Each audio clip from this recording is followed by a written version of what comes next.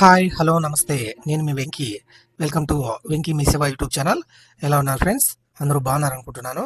నేను ఈరోజు మీకు ఒక జాబ్ నోటిఫికేషన్ గురించి అయితే చెప్పబోతున్నాను అనమాట.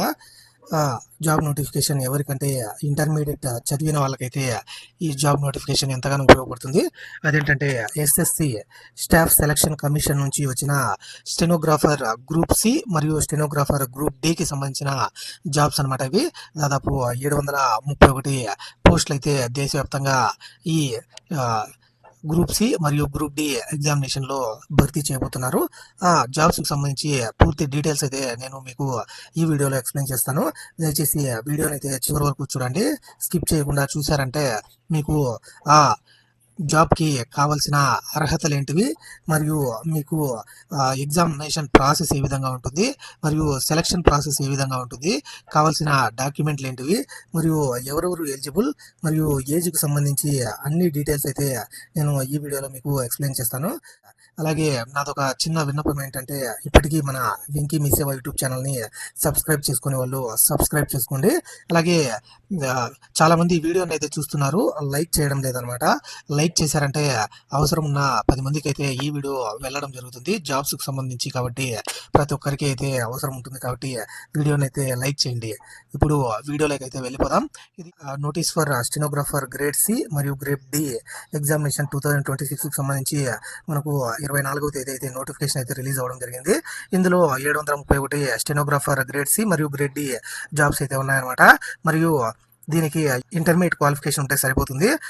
తర్వాత స్టెనోగ్రఫీకి సంబంధించిన వాళ్ళకు నాలెడ్జ్ అయితే ఉండాలన్నమాట. ఆ నోటిఫికేషన్ అయితే ఇప్పుడు ఒకసారి మనం చూద్దాము. ఇది ఆ ఎస్ఎస్సికి సంబంధించి స్టెనోగ్రాఫర్కి సంబంధించిన పూర్తి నోటిఫికేషన్ అనమాట. ఇది 24వ తేదీ అయితే మనకు వచ్చింది స్టాఫ్ సెలక్షన్ కమిషన్ నుంచి అనమాట. ఇందులో మీరు ఈ website for the staff selection commission వచ్చి ssc.gov.in లో అయితే మీరు అప్లికేషన్ సబ్మిట్ చేయొచ్చు. మరియు దీనికి సంబంధించిన పూర్తి నోటిఫికేషన్ డీటెయిల్స్ కూడా అక్కడైతే చూడొచ్చు అనమాట. స్టెనోగ్రాఫర్ గ్రేడ్ సి మరియు గ్రేడ్ డికి సంబంధించిన ఎగ్జామినేషన్ 2026 అనమాట.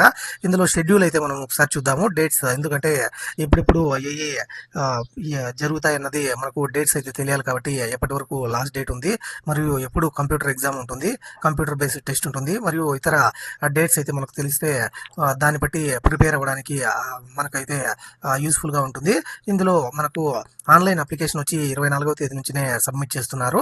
రేపు నెల 15వ తేదీ వరకు అయితే, మే 15వ తేదీ వరకు అయితే ఆన్లైన్లో అప్లికేషన్ సబ్మిట్ చేయొచ్చు. మరియు last date of receipt of applications వచ్చి 15/5/2026 రాత్రి 11 గంటల వరకు అయితే ఈ అప్లికేషన్ అయితే ఆన్లైన్లో సబ్మిట్ చేయొచ్చు. ఆ విండో అనేది అప్పటి వరకు ఓపెన్లో ఉంటుంది.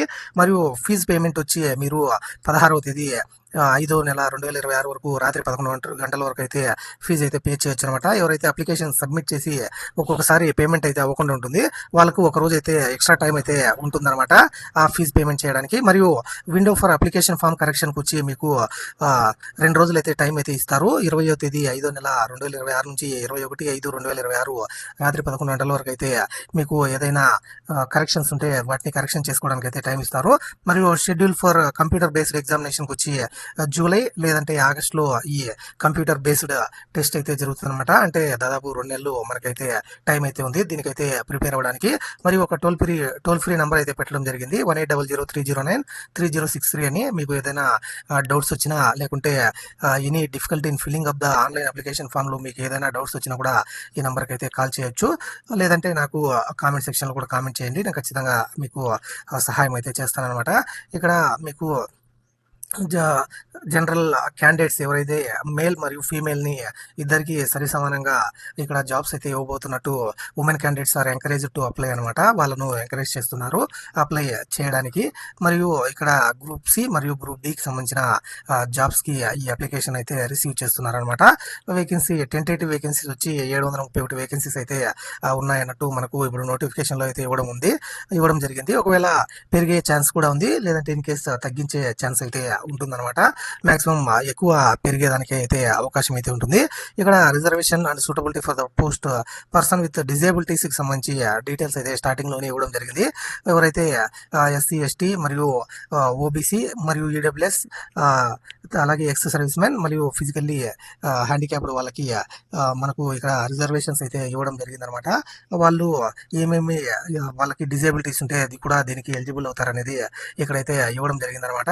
ఇక్కడ స్టెనోగ్రాఫర్ గ్రేడ్ సికి సంబంధించి ఫంక్షనల్ రిక్వైర్మెంట్ ఎస్ అంటే సిట్టింగ్, స్టాండింగ్, అలాగే బెండింగ్ మరియు ఇతర ఏదైతే డిజేబిలిటీకి సంబంధించి వాళ్ళైతే ఎలిజిబుల్ అవుతారా లేదా అనేది ఇక్కడైతే మీరు చూడొచ్చు అనమాట. స్టెనోగ్రాఫర్ గ్రేడ్ డికి సంబంధించి ఇక్కడ ఎవరెవరు దీనికి డిజేబిలిటీ కలిగి ఉన్నా కూడా ఎలిజిబుల్ అవుతారు అనేది అక్కడైతే చూడొచ్చు అనమాట మీరు. అలాగే నేమ్ ఆఫ్ ద పోస్ట్కు సంబంధించి కూడా ఇక్కడ ఆ డిజేబిలిటీని అయితే చూడొచ్చు. తక్కువ మంది ఉంటారు కాబట్టి మనం పెద్దగా వాటిని అయితే చూడాల్సిన అవసరం లేదు. ఇన్ కేసు ఎవరైనా డిజేబుల్డ్ క్యాండిడేట్స్ ఉన్నా వాళ్ళు ఇక్కడ ఫంక్షనల్ రిక్వైర్మెంట్ అక్కడ అబ్రివేషన్స్ చూసి అప్లై అయితే చేసుకోవచ్చు. ఎస్ అంటే సిట్టింగ్, ఎస్టీ అంటే స్టాండింగ్, డబ్ల్యూ అంటే వాకింగ్, బిఎన్ అంటే బెండింగ్, ఆర్డబ్ల్యూ అంటే రీడింగ్ అండ్ రైటింగ్, మరియు ఎస్సీ అంటే సీయింగ్, హెచ్ అంటే హియరింగ్, అలాగే సి అంటే కమ్యూనికేషన్. ఇవి ఆ డిజేబిలిటీకి సంబంధించిన అబ్రివేషన్స్ అనమాట ఇక్కడ ఇచ్చినట్టువి. మరియు నేచర్ ఆఫ్ ఫిజికల్ డిజేబిలిటీకి సంబంధించి బి అంటే బ్లైండ్, అలాగే ఎల్వి అంటే లో విజన్, డి అంటే డెఫ్, మరియు హెచ్హెచ్ అంటే హియరింగ్ హార్డ్ ఆఫ్ హియరింగ్, మరియు ఓఏఎల్ అంటే one arm and one leg affected, మరియు ఇతర ఇక్కడ ఆ డిజేబిలిటీకి సంబంధించిన అబ్రివేషన్స్ అయితే చూడొచ్చు. ఇది ఎవరైతే ఈ డిజేబుల్డ్ క్యాండిడేట్స్ ఉంటారో వాళ్ళకు కూడా ఈ ఎలిజిబిలిటీ అయితే ఉందన్నమాట. నెక్స్ట్ తర్వాత మనకు నేషనాలిటీ ఎలిజిబిలిటీ కండిషన్స్ ఇవి. సిటిజన్ ఆఫ్ ఇండియా, లేదంటే subject of Nepal or a subject of Bhutan అయితే దీనికి ఎలిజిబుల్ అవుతారు. అలాగే ఒక పర్సన్ విత్ ఇండియన్ ఒరిజిన్, ఇండియన్కి సంబంధించిన వాళ్ళు మైగ్రేట్ అయిన ఒకవేళ పాకిస్తాన్, మయన్మార్, శ్రీలంక అలాగే ఇతర కంట్రీస్ అయితే ఇక్కడ ఇవ్వడం జరిగింది. ఆ కంట్రీస్కి మైగ్రేట్ అయ్యి ఉండి తర్వాత మళ్ళీ మన ఇండియాకి అయితే వచ్చిన వాళ్ళు కూడా దీనికైతే ఎలిజిబుల్ అవుతారు. దానికి సర్టిఫికేట్ని అయితే వాళ్ళు ప్రొవైడ్ చేయాల్సి ఉంటుంది అనమాట. ఇక్కడే ఇండియాలో వాళ్ళు స్టే చేస్తున్నట్టు ఆ సర్టిఫికేట్ అనేది మనకు సెంట్రల్ గవర్నమెంట్ అయితే ఇష్యూ చేస్తుంది. అది నేషనాలిటీకి మరియు సిటిజన్షిప్స్ సంబంధించిన ఎలిజిబిలిటీ అనమాట. అలాగే ఏజ్ లిమిట్ మరియు ఏజ్ రిలాక్సేషన్ అయితే ఒకసారి చూద్దాము. 1/8/2026కి వాళ్ళకి స్టెనోగ్రాఫర్ గ్రేడ్ సికి అయితే ఎవరైతే అప్లై చేస్తుంటారో వాళ్ళకు 18 నుంచి 30 సంవత్సరాలు అయితే ఉండాలన్నమాట. అంటే 2/8/96 నుంచి 1/8/2008 మధ్యలో జన్మించిన వాళ్ళు మాత్రమే దీనికి ఎలిజిబుల్ అవుతారు. 1996కు ముందు కానీ 2008 తర్వాత కానీ వాళ్ళైతే నాట్ ఎలిజిబుల్ టు అప్లై అనమాట. ఈ ఏజ్ బ్యాండ్ మధ్యలో ఉన్న వాళ్ళు మాత్రమే దీనికి ఎలిజిబుల్ అవుతారు. 18 నుంచి 30 సంవత్సరాలు, అలాగే 18 నుంచి 27 సంవత్సరాలు ఉన్న వాళ్ళు స్టెనోగ్రాఫర్ గ్రేడ్ డికి అయితే ఎలిజిబుల్ అవుతారు. అంటే 2/8/1999 నుంచి 1/8/2008 మధ్యలో జన్మించిన వాళ్ళు మాత్రమే ఈ స్టెనోగ్రాఫర్ గ్రేడ్ డికి అయితే ఎలిజిబుల్ అవుతారు. మరియు ఇక్కడ మనకు ఏజ్ రిలాక్సేషన్ అయితే ఉన్నాయి. ఎస్సీ ఎస్టీ వాళ్ళకి 5 years ఏజ్ రిలాక్సేషన్, ఓబీసీ వాళ్ళకి 3 years, పీడబ్ల్యూడి అన్రిజర్వ్డ్ ఈడబ్ల్యూఎస్ వాళ్ళకి 10 years, మరియు పీడబ్ల్యూడి ఓబీసీ వాళ్ళకి 13 years, పీడబ్ల్యూడి ఎస్సీ ఎస్టీ వాళ్ళకి 15 years అయితే ఏజ్ రిలాక్సేషన్ ఉంది. అంటే ఆల్మోస్ట్ 45 years వరకు అయితే వీళ్ళు అప్లై చేసుకోవడానికి ఉందన్నమాట. అలాగే డిఫెన్స్ పర్సనల్ వాళ్ళకి, ఎక్స్ సర్వీస్ మెన్ వాళ్ళకి కూడా 3 years ఏజ్ రిలాక్సేషన్ అయితే ఉంది. అలాగే సెంట్రల్ గవర్నమెంట్ ఎంప్లాయీస్ కానివ్వండి, లేకుంటే ఇతర వాళ్ళకైతే 40 years అప్ టు 40 years అయితే వాళ్ళు ఆన్లైన్లో అప్లికేషన్ అయితే సబ్మిట్ చేయొచ్చు అనమాట. అలాగే విడోస్ మరియు డైవర్స్డ్ ఉమెన్, లేకుంటే ఉమెన్ జ్యుడిషియలీ సెపరేటెడ్ లాంటి వాళ్ళకు కూడా 35 years ఏజ్ ఉన్న వాళ్ళు అప్లై చేసుకోవచ్చు. మరియు ఇతర ఎస్సీ ఎస్టీ వాళ్ళకి సంబంధించి 40 years వరకు అయితే మీరు అప్లై చేసుకోవచ్చు అనమాట. మీ డేట్ ఆఫ్ బర్త్కి సంబంధించి 10th class మార్క్ లిస్ట్ అయితే ఫైనల్గా అయితే తీసుకుంటారు. ఏజ్ రిలాక్సేషన్ కావాల్సినప్పుడు ఒకవేళ మీరు ఆర్మ్డ్ ఫోర్సెస్కి సంబంధించిన వాళ్ళైతే అక్కడ నుంచి సర్టిఫికేట్ అయితే తెచ్చుకోవాల్సి ఉంటుంది.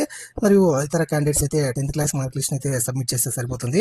ఏజ్ రిలాక్సేషన్ కూడా మీకు అక్కడ ఇచ్చిన తర్వాత డేట్ను బట్టి మీకైతే మీ 10th class మార్క్ లిస్ట్లో ఉన్న డేట్ను బట్టి అక్కడ నుంచి 3 years 5 years లేకుంటే 13 years అనేది క్యాల్కులేట్ అయితే చేస్తారనమాట. Process of certification and format of సర్టిఫికేషన్కి సంబంధించి మనకు ఎస్సీ ఎస్టీ, ఓబీసీ, ఈడబ్ల్యూఎస్ మరియు ఇతర క్యాస్ట్లకు సంబంధించి సర్టిఫికేట్స్ అయితే పొందాల్సి ఉంటుంది. అలాగే ఎక్స్ సర్వీస్ మెన్ వాళ్ళు కూడా వాళ్ళు సర్టిఫికేట్స్ అయితే పొందాల్సి ఉంటుంది అనమాట. In case of they are not submitting those application their candidature will be rejected అనమాట. సమ్మర్లీ రిజెక్ట్ అయితే చేస్తారు.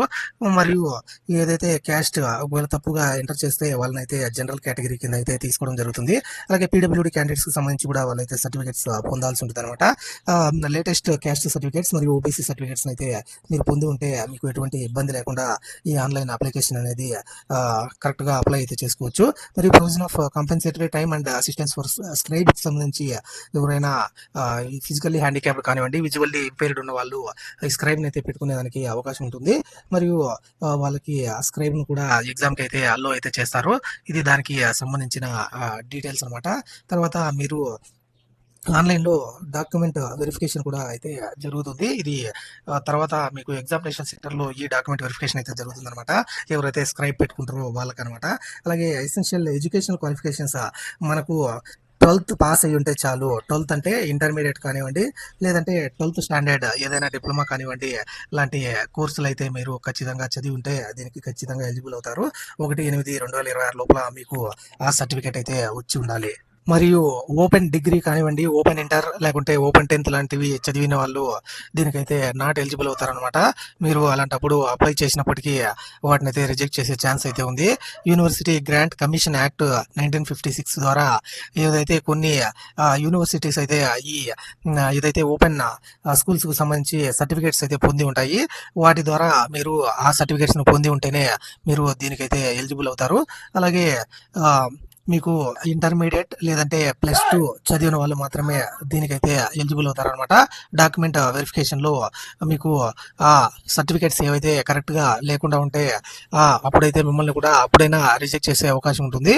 మరియు మీకు ఫైనల్ ఏదైతే డేట్ మనకు 1/8/2026 ఉందో ఆ లోపలనే మీరు ఈ సర్టిఫికేట్స్ని అయితే పొంది ఉండాల్సి ఉంటుందన్నమాట. ఇది మనకు కావాల్సిన ఎసెన్షియల్ క్వాలిఫికేషన్ అనమాట. ఇప్పుడు ఏ విధంగా అప్లై చేయాలన్నది ఇప్పుడైతే చూద్దాము. ssc.gov.in లోకి అయితే మీరు వెళ్ళి అక్కడ న్యూ రిజిస్ట్రేషన్ మరియు అప్లై అని ఉంటుంది. అక్కడ న్యూ రిజిస్ట్రేషన్ మీద అయితే క్లిక్ చేయండి. తర్వాత మీరు డీటెయిల్స్ని అయితే ఎంటర్ చేసి తర్వాత అప్లికేషన్ అయితే సబ్మిట్ చేయొచ్చు. మీకు 15/5/26 వరకు అయితే లాస్ట్ డేట్ అయితే ఉంటుందన్నమాట. ఎవరైతే ఓన్ ఇంట్రెస్ట్ ఉన్న వాళ్ళు మాత్రమే దీనికి అప్లై చేసుకోండి. లాస్ట్లో అయితే ఎస్ఎస్సి సైట్ అనేది చాలా వరకు వర్క్ అవ్వదు. కాబట్టి ముందుగానే హెవీ రష్ లేకుండా ముందుగానే అయితే అప్లై చేసుకోండి. దానికి 1 టైం రిజిస్ట్రేషన్ అయితే చేసుకోవాల్సి ఉంటుంది. తర్వాత మీరు అప్లైలోకి వెళ్తే ఈ మనకు ఎస్ఎస్సి స్టెనోగ్రాఫర్ C&D ఎగ్జామినేషన్ అని చూపిస్తుంది. దానిపైన మీరు క్లిక్ చేసి మీ ఫోటో మరియు ఇతర డీటెయిల్స్ అయితే అప్లోడ్ చేసి అప్లికేషన్ అయితే సబ్మిట్ చేయొచ్చు. అలాగే మీ ఫోటో అయితే లైట్ అండ్ ప్లెయిన్ బ్యాక్గ్రౌండ్ అయితే కలిగి ఉండాలి. మీకు కెమెరా వచ్చి నీట్గా I level before taking the photo వచ్చి ఐ లెవెల్లో ఉండి కెమెరా అయితే నీట్గా ఉండాలి.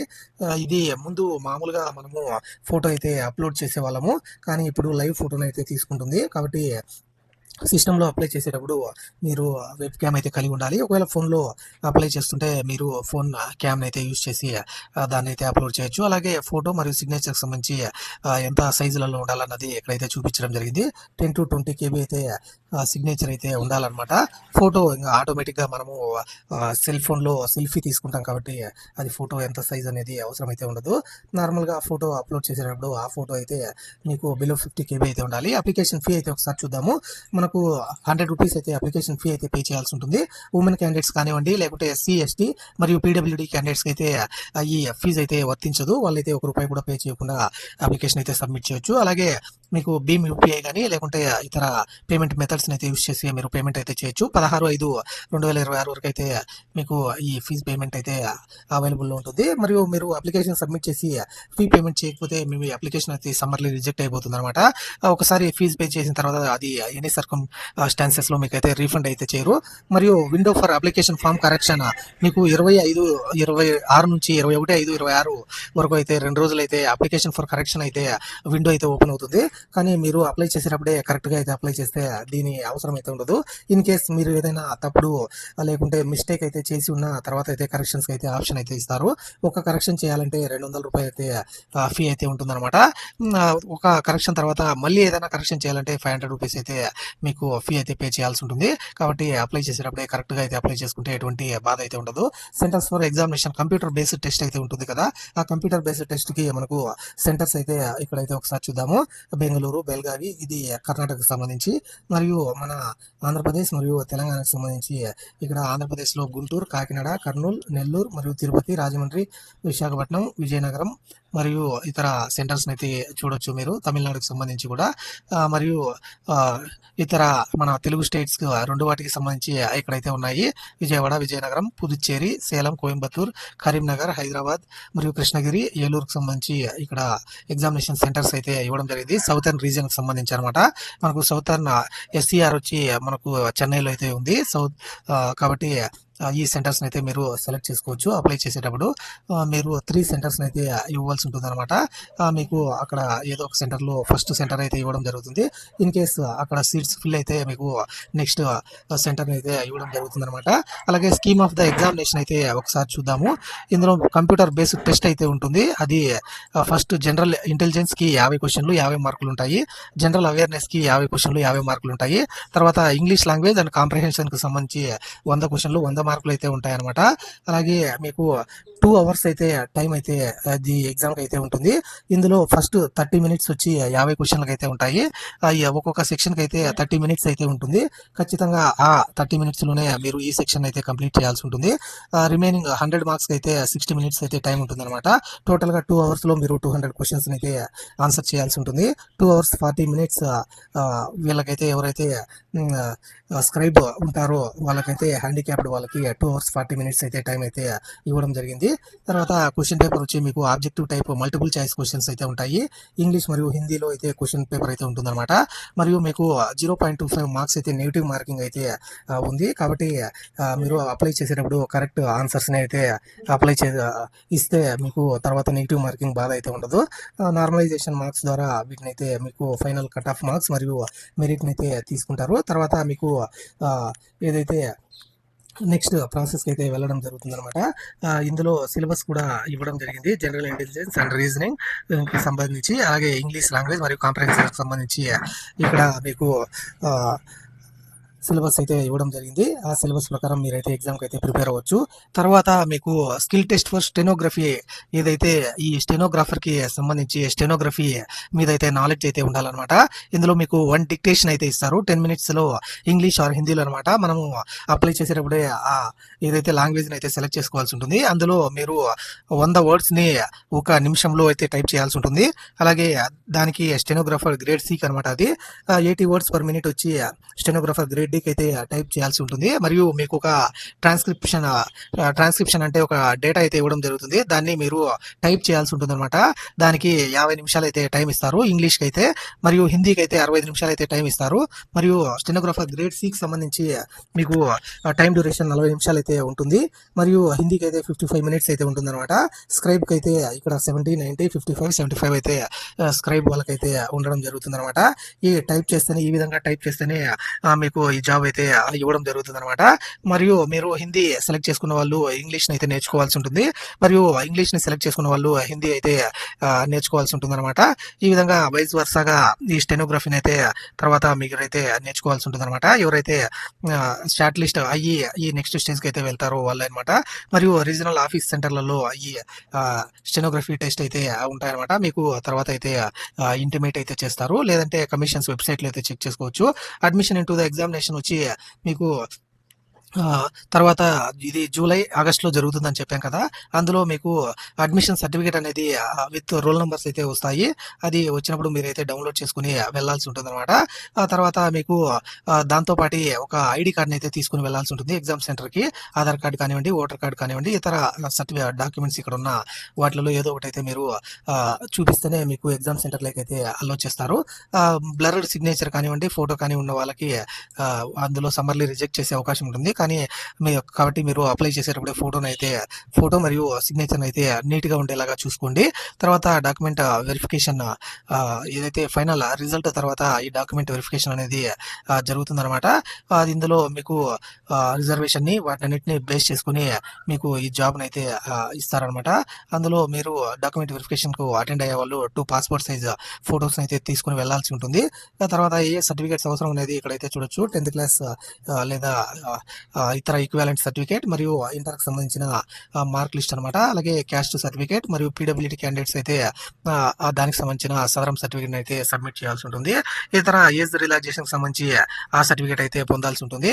మరియు నో అబ్జెక్షన్ సర్టిఫికేట్ ఎవరైనా జాబ్ చేస్తున్న వాళ్ళకి నో అబ్జెక్షన్ సర్టిఫికేట్ అయితే పొందాల్సి ఉంటుంది అనమాట. అలాగే డైవర్స్ సంబంధించి రీమ్యారేజ్ సంబంధించిన సర్టిఫికేట్స్ కూడా మీరు తీసుకుని వెళ్లాల్సి ఉంటుంది. ఇది తర్వాత మీకు ఏదైతే ఫైనల్ సెలక్షన్ లిస్ట్ వచ్చిన తర్వాత జరిగే ప్రాసెస్ అనమాట. అలాగే పోస్ట్ ప్రిఫరెన్సెస్ అయితే మీరు ఆన్లైన్లోనే ఇవ్వాల్సి ఉంటుంది. అప్లై చేసేటప్పుడే మీకు పోస్ట్ ప్రిఫరెన్స్ బట్టి మీకు తర్వాత వాటిని అయితే కన్సిడర్ చేస్తారు. ఇన్ కేస్ అక్కడ జాబ్కి అయితే మీకు ఎలిజిబిలిటీ లేకుంటే నెక్స్ట్ తర్వాత ప్రిఫరెన్స్కి అయితే మీకైతే ఇవ్వడం జరుగుతుంది అనమాట. ఇక్కడ మోడ్ ఆఫ్ సెలెక్షన్ వచ్చి minimum qualifying marks in the computer based examination వచ్చి అన్రిజర్వ్డ్కి అయితే 30%, ఓబీసీ వాళ్ళకి మరియు ఈడబ్ల్యూఎస్ వాళ్ళకి 25%, ఆల్ అదర్ కేటగిరీస్కి అయితే 20%. ఇందులో మినిమం క్వాలిఫై మార్క్స్ అనమాట ఇవి. ఇందులో ఎవరికైతే ఎక్కువ మార్క్స్ అయితే వస్తాయో వాటిని బేస్ చేసుకుని తర్వాత వాళ్ళకి జాబ్ అయితే ఇవ్వడం జరుగుతుంది. ఇందులో ఎవరైతే కంప్యూటర్ బేస్డ్ ఎగ్జామ్ తర్వాత స్కిల్ టెస్ట్ అయితే పెర్ఫామ్ చేయాల్సి ఉంటుంది. ఆ స్కిల్ టెస్ట్లో మీరు ఖచ్చితంగా క్వాలిఫై అవ్వాలన్నమాట.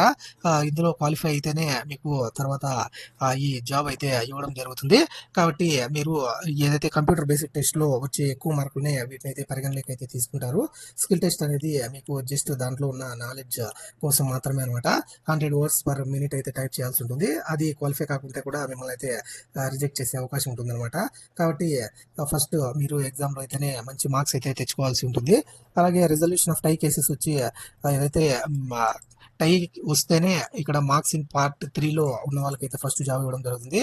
అందులో కూడా టై అయితే మార్క్స్ ఇన్ పార్ట్ 2 జనరల్ అవేర్నెస్లో, అందులో కూడా టై అయితే డేట్ ఆఫ్ బర్త్ మరియు ఓల్డర్ ఏజ్ ఉన్న వాళ్ళకైతే జాబ్ అయితే ఇవ్వడం జరుగుతుంది అనమాట. అది ఆల్మోస్ట్ ఇంపాసిబుల్ అనమాట. అన్ని టై కేసెస్ అయితే రావు. కాబట్టి action against candidates found guilty or మిస్కండక్ట్కి సంబంధించి మీకు ఈ ఎగ్జామ్ నుంచి మాల్ ప్రాక్టీస్ కానీ ఏదైనా ఇతర గిల్టీ అయితే చేశారంటే అందులో మీకు డిబార్మెంట్ అయితే ఉంటుంది. తర్వాత మీరు ఈ ఎగ్జామినేషన్స్ 3 years, 5 years మరియు 7 years లాంటి అన్ని రోజులు మిమ్మల్ని అయితే ఈ ఎస్ఎస్సి ఎగ్జామినేషన్ రాయకుండా మిమ్మల్ని అయితే డిబార్ చేసే అవకాశం ఉందన్నమాట. ఇక్కడ ఇంపార్టెన్స్ ఇన్స్ట్రక్షన్స్ అయితే ఇవ్వడం జరిగింది. ఆ ఇన్స్ట్రక్షన్స్ అయితే మీరు ఒకసారి చూడొచ్చు. అయితే నేనైతే ఆల్మోస్ట్ అన్ని డీటెయిల్స్ అయితే మీకు ఎక్స్ప్లెయిన్ చేశాను అనమాట. కాబట్టి మీరు ఆ ప్రాసెస్ని ఈజీగా అయితే క్యారీ చేయొచ్చు. మరియు ఇక్కడ తర్వాత మీరు మెడికల్ సర్టిఫికేట్ని అయితే సబ్మిట్ చేయాల్సి ఉంటుంది. ఒకవేళ మీరు సెలెక్ట్ అయిన తర్వాత అనమాట. ఇది తర్వాత అయితే మీరు చూసుకోవచ్చు. ఇబ్బంది ఇప్పుడే వాటి గురించి అయితే ఆలోచించాల్సిన పని లేదు. కాబట్టి ఇవి ఇతర సర్టిఫికేట్కి సంబంధించిన డీటెయిల్స్ అనమాట. మరియు రిజిస్ట్రేషన్ ఏ విధంగా చేసుకోవాలనేది మీకు గైడ్ అయితే ఒకటి ఇవ్వడం జరిగింది.